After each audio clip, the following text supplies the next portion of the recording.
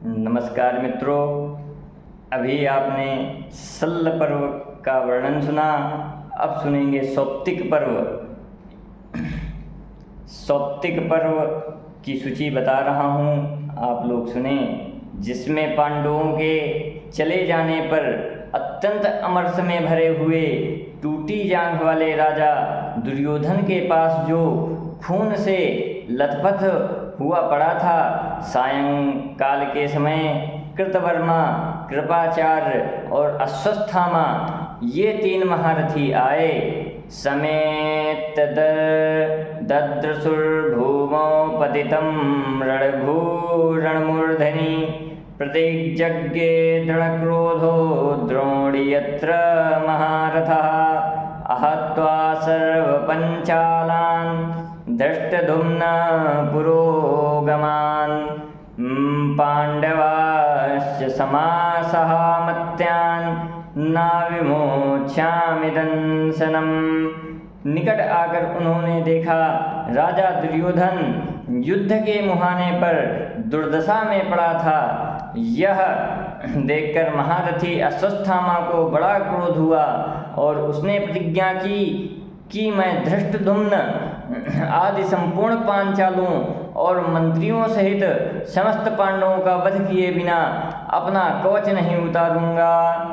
यत्रैव मुक्ता राजानमप्रक्रम्य यत्रयो रथा सूर्यास्तमनो वेलायां मास्ते दुस्ते महत्मनम्।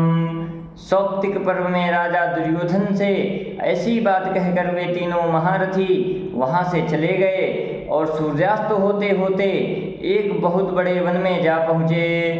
नैग्रोधस्याथ महतो यत्राधस्ताद्व्यवस्थिताः ततः काकान् बहून् रात्रो दृष्टो लूकेन हिंसितान्। द्रोणिः क्रोधसमाविष्टः पितुर्वधर्मनुस्मरन् पञ्चालानां प्रसूप्तानां वधं प्रतिमनो दधे। वहाँ तीनों एक बहुत बड़े बरगद के नीचे विश्राम के लिए बैठ गए।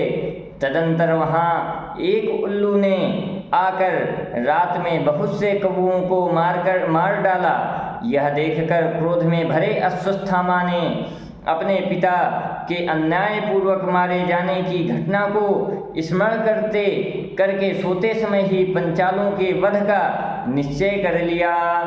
गत्वा च शिविरद्वारी दुर्दर्शं तत्र राक्षसं घोररूपमपश्यच्च द्युमावृत्तधिष्ठितम्।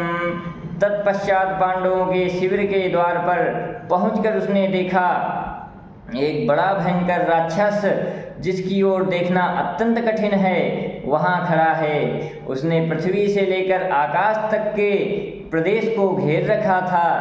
तेना व्याघ्यातमस्त्राणां क्रियमाणमवेक्ष्य च द्रोण्यत्र विरूपाक्षं रुद्रमाराध्य सत्वरः।